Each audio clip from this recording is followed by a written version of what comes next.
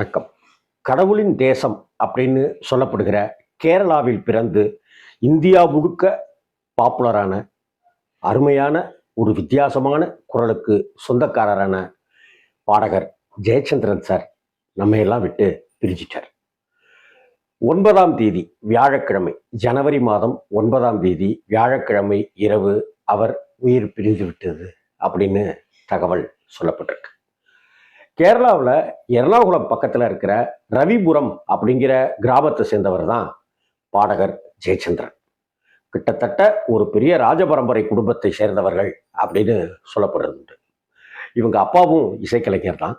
ஜெயச்சந்திரன் அப்படி தன்னுடைய சின்ன வயசுலேயே அம்மா சொல்றதுக்கு இணங்க மிருதங்கம் கற்றுக்க ஆரம்பித்தார்.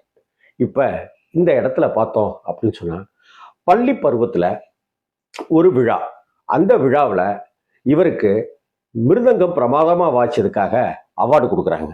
அந்த சமயத்தில் அவரோட சேர்ந்து சிறந்த பாடகருக்கான ஒரு விருது இன்னொருத்தருக்கு தராங்க. அந்த சிறந்த பாடகருக்கான விருது ஜேசுதாஸ்க்கு கொடுக்கப்பட்டது. இங்கே பாடகராக பின்னாடி வந்த நம்ம ஜெயச்சந்திரன் சாருக்கு மிருதங்கத்துக்கான பரிசு கிடைச்சிது. அப்போவே ஜேசுதாஸ்க்கும் ஜெயச்சந்திரன் சாருக்கும் ஒரு பிணைப்பு ஒன்று வந்துட்ட மாதிரி தான் அங்கே கடவுள் ஆசீர்வதிச்சிருக்கார். அதற்கு பிறகு ஜெயச்சந்திரன் சார் பள்ளி படிப்பை முடிச்சுட்டு காலேஜ் டிகிரி எல்லாமே முடிச்சுட்டு இருக்கிற சமயத்தில் அங்கே தேவாலயங்களில் பாடுறது, கச்சேரிகளில் பாடுறது அப்படின்ட்டுலாம் இருந்தார். அதற்கு பிறகு சென்னைக்கு வந்தார். சென்னைக்கு வந்த ஜெயச்சந்திரன் 1965 வருஷத்தில் இங்கே ஒரு போருக்காக நிதி திரட்டுறாங்க. யுத்தத்துக்கான நிதி திரட்டுகிற ஒரு நிகழ்ச்சி நடக்குது. அந்த நிகழ்ச்சியில் ஜெயச்சந்திரன் பாடுறாரு. அங்கே தான் அவருடைய வாழ்க்கையில் ஒரு திருப்பு முனை.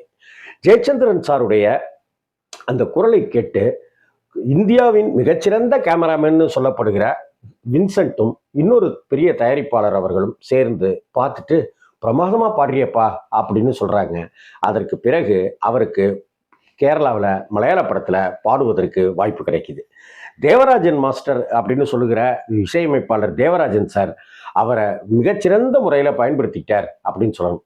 அதே போல் இன்னைக்கு உலகம் முழுக்க கொண்டாடிட்டு இருக்கிற ஏஆர் ரஹ்மான் சாருடைய அப்பா ஏகே சேகர் அவரும் கிட்டத்தட்ட இசையில் இவருடைய குரல் தனித்துவமாக இருக்குன்னு நிறையவே பயன்படுத்திட்டார்.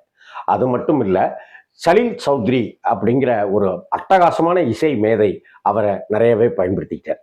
தமிழில் மணிப்பயல் அப்படிங்கிற டைரக்டர் ஏ ஜெகநாதன் சாருடைய படத்தில் எம்.எஸ். விஸ்வநாதன் அவரை பாடகராக இங்கே அறிமுகப்படுத்துகிறாரு. உன் குரலில் என்னமோ ஒரு மேஜிக் இருக்குது தம்பி அப்படின்னு ஜெயச்சந்திரனுக்கு ஆசீர்வாதம் பண்ணினார் எம்.எஸ். விஸ்வநாதன். கிட்டத்தட்ட நான் என்னுடைய சின்ன வயசு 1968 வருஷத்தில் பிறந்தேன்னா, என்னுடைய 7வது 8வது வயசு போல் நான் ஒரு பாட்டை கேட்குறேன். அந்த படத்தில் நடித்த கமல்ஹாசன் தான் அந்த பாட்டை பாடியிருக்காரு அப்படின்னு நான் நினச்சிக்கிட்டேன். கமல் பாடுவாரா அப்படிங்கிறதான் எனக்கு அப்புறமா தான் தெரியும். ஆனால் அந்த பாட்டு கமல் பாடுற பாட்டாவே எனக்கு தெரிஞ்சுது. அந்த பாட்டு வசந்த கால நதிகளிலே வைரமணி நீரலைகள். கிட்டத்தட்ட பாலச்சந்தர் சாருடைய 3 முடிச்சு படத்துல அந்தாதியை போல இந்த பாட்டு வடிவமைக்கப்பட்டிருக்கும். கண்ணதாசன் அப்படி எழுதியிருப்பார். இந்த படத்துல வசந்த கால நதிகளிலே வைரமணி நீரலைகள், நீரலைகள் அப்படின்னு உடனே அந்த இடத்துல இருந்தே தொடங்கும். அதே போல ஆடி வெள்ளி தேடி உன்னை நான் அடைந்த வேலை அப்படின்னு ஒரு பாட்டு, அதுவும் அந்தாதி ஸ்டைல்ல எழுதப்பட்ட பாட்டு. இந்த 2 பாட்டையுமே ஜெயச்சந்திரனுக்கு கொடுத்தார் எம்.எஸ். விஸ்வநாதன். இந்த 2 பாடல்களும் தமிழகத்தில் முதல்ல யாரா இது அப்படின்னு கேட்க வச்சுது. அந்த சமயத்தில் நிறைய பேர் சொன்ன ஒரு விமர்சனம் நான் காதால கேட்டது, பாதி எஸ்பிபி வாய்ஸ் மாதிரியும் இருக்குது, பாதி ஜேசுதாஸ் மாதிரியும் இருக்குது அப்படின்னு சொல்லி. கிட்டத்தட்ட எஸ்பிபி சார் வளர்ந்து கொண்டிருந்த நேரம் அது.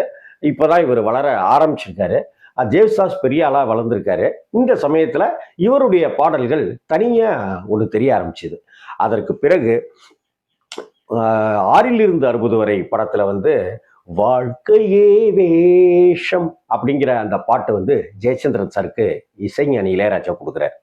அவருடைய குரல் ஒரு வித்தியாசமான குரல் இருந்ததுனாக்க அதை தொடர்ந்து பயன்படுத்திக்கிறவர் தான் இளையராஜா. அதன்படி தான் ஒரு படம் வந்தது. அந்த படம் இன்னைக்கு ஹிட் ஆகிறதுக்கு காரணம், அந்த படம் இன்னைக்கு தெரியறதுக்கு காரணமே அந்த படத்தினுடைய பாடல்கள் தான். பஞ்சவர்ணாசலம் சார் எழுதின அந்த பாட்டுக்கு இளையராஜா சார் இசையமைச்சிருந்தாரு. ஜெயச்சந்திரன் சார் பாடினாரு. சித்திர செவ்வானம் சிரிக்க கண்டேன் தையார தையா. இந்த பாட்டு இன்னைக்கு வரைக்க நம்ம மனசுக்குள்ளார அப்படியே உட்கார்ந்துருக்கிற பாட்டு. இன்னைக்கு சித்திர செவ்வானம் சிரிக்க கண்டேன் அப்படிங்கிற அந்த பாட்டை கேட்கும்போது அன்னைக்கு சந்தோஷப்பட்டுட்டு இருந்தோம் நேத்தி வரைக்கும். ஆனா இன்னைக்கு அந்த வானத்தோட இரண்டரை கலந்துட்டாரு ஜெயச்சந்திரன் சார். அதே போல இப்படி அடுத்தடுத்த பாடல்கள் வந்துகிட்டே இருக்கிற சமயத்துல அந்த கவிதை கேளுங்கள் புன்னகை மன்னன்ல அந்த அந்த ஒரு ஜதி சொல்றதுக்கு மட்டுமே ஜெயச்சந்திரன் சார் குரலை இளையராஜா பயன்படுத்தியிருப்பார். இதே போல பாத்தீங்கன்னாக்க நிறைய மஞ்சள் நீலாவுக்கு இன்று ஒரே சுகம் இது முதலீர, இந்த பாடலும் கூட ஜெயச்சந்திரன் சார் தான் பாடினது. அதே போல ஜெயச்சந்திரன் சாருக்கு வித்தியாசமான ஒரு பாட்டு அப்படின்னாக்க டக்குன்னு அவர் கொடுத்துருவார். இன்னும் சொல்ல போனாக்க விஜயகாந்துக்கு ஜெயச்சந்திரன் சாருடைய வாய்ஸ் அவ்வளவு அழகா பொருந்துச்சு அப்படின்னு தான் சொல்லணும். மயங்கினேன் சொல்ல தயங்கினேன்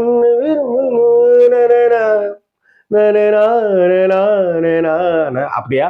அதே போல பாலு மகேந்திரா சார் தமிழ்ல முதல்ல டைரக்ட் பண்ண அழியாத குளங்கள் திரைப்படத்துக்கு சலீல் சௌத்ரி தான் இசையமைச்சிருந்தாரு. அந்த படத்துல கங்கை மரம் சார் எழுதின பூவண்ணம் ஓலமின்னும் அந்த பாட்டு ஜெயச்சந்திரன் சார் ரொம்ப பிரமாதமா பாடியிருப்பார். இதே போல ஒவ்வொரு பாடல்களிலும் தன்னுடைய முத்திரையை அவர் பதிச்சுக்கிட்டே இருந்தார். இந்த மாதிரி தருணங்கள்ல அவருடைய ஜெயச்சந்திரனுக்கு அப்படின்னு ஒரு ரசிகர் கூட்டம் ஒன்று கேரளாவில் எப்படி வளர்ந்ததோ அதே போல தமிழ்நாட்டிலையும் வளர்ந்துச்சு அப்படின்னு தான் சொல்லணும். வைதேகி காத்திருந்தாள் அப்படிங்கிற ஒரு படம் கிட்டத்தட்ட பட்டி தொட்டி எங்குமே ஜெயச்சந்திரனுடைய குரலை கொண்டு சேர்த்துச்சு. அந்த படத்தையும் அப்படி கொண்டு சேர்த்துச்சு அப்படின்னு சொல்லலாம். 5 டியூன் போடுறாரு இளையராஜா. அந்த 5 டியூனையும் ஒரே படத்துக்கு தான் கொடுப்பேங்கிறாரு. அதற்கு தகுந்தது போல ஒரு கதை அமைக்கிறார் ஆர் சுந்தரராஜன். விஜயகாந்த் சார் நடிக்கிறாரு. அதுல இன்றைக்கு ஏன் இந்த ஆனந்தமே அந்த பாடல் ஜெயச்சந்திரன் சார் பாடினதுதான். அதே போல காத்திருந்து காத்திருந்து காலங்கள் போகுது அந்த பாட்டும் ஜெயச்சந்திரன் சார் பண்ணதுதான். ராசாத்தி ஒன்ன காணாத நெஞ்சு காத்தாடி போலாடுது, இதுவும் ஜெயச்சந்திரன் சார் பண்ணதுதான். இந்த ராசாத்தி ஒன்ன காணாத நெஞ்சு அந்த பாடலா இருக்கட்டும், இந்த இல்ல காத்திருந்து காத்திருந்தா இருக்கட்டும், அன்றைய காலேஜ் படிக்கிற பசங்களுக்கு, ஸ்கூல்ல படிக்கிற பசங்களுக்கு, டீனேஜ் பருவத்தினருக்கு இதுதான் ஒரு தேசிய கீத பாடலாகவே லவ்வுக்கு இருந்தது அப்படின்னு சொல்ல முடியும். இது மாதிரி நிறைய பாடல்கள். கலைமாமணி விருது இங்க தமிழகத்துல கொடுக்குறாங்க. சிறந்த பாடகருக்கான விருது கிடைக்குது. கேரளாவிலையும் என்னென்ன முக்கியமான விருதோ அதெல்லாம் கிடைக்குது. அந்த பள்ளி பருவத்துல அவர் மிருதங்கத்துக்காக சிறந்த விருது வாங்குறாரு.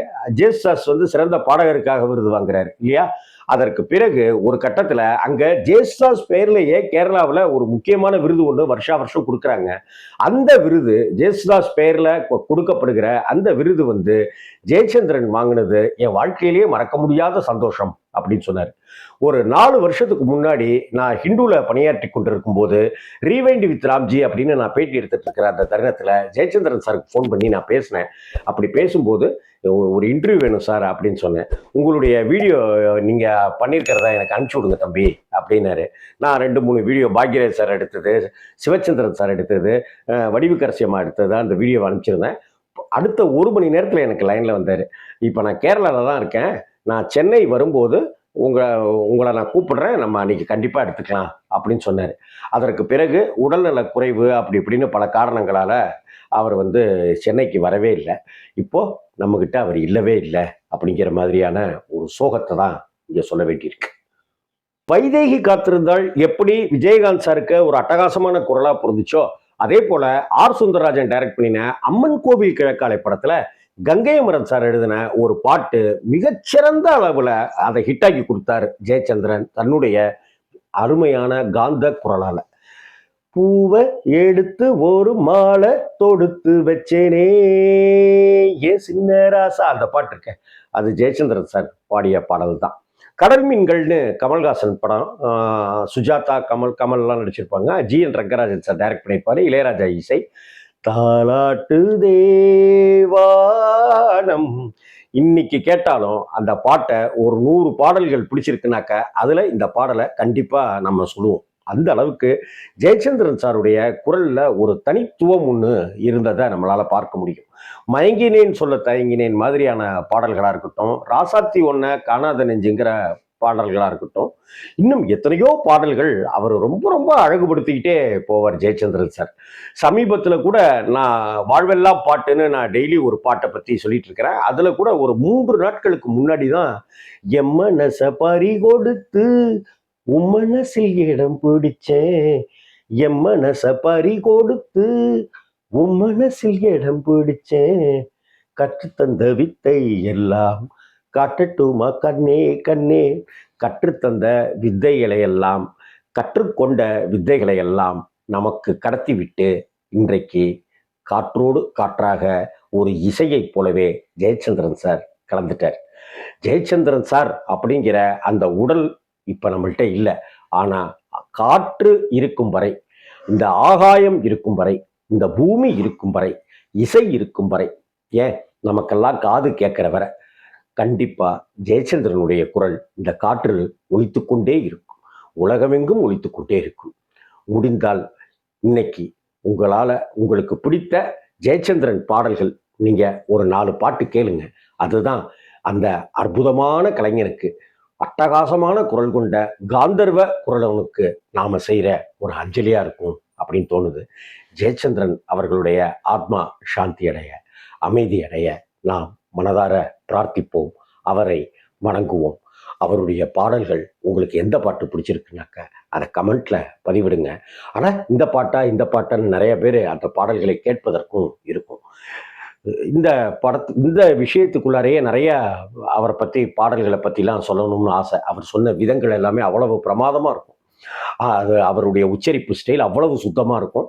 இதை பற்றி எல்லாம் அடுத்தடுத்த வீடியோக்களில் வாழ்வெல்லாம் பாட்டில் நான் நிறையவே பதிவிடுறேன். வணக்கம்.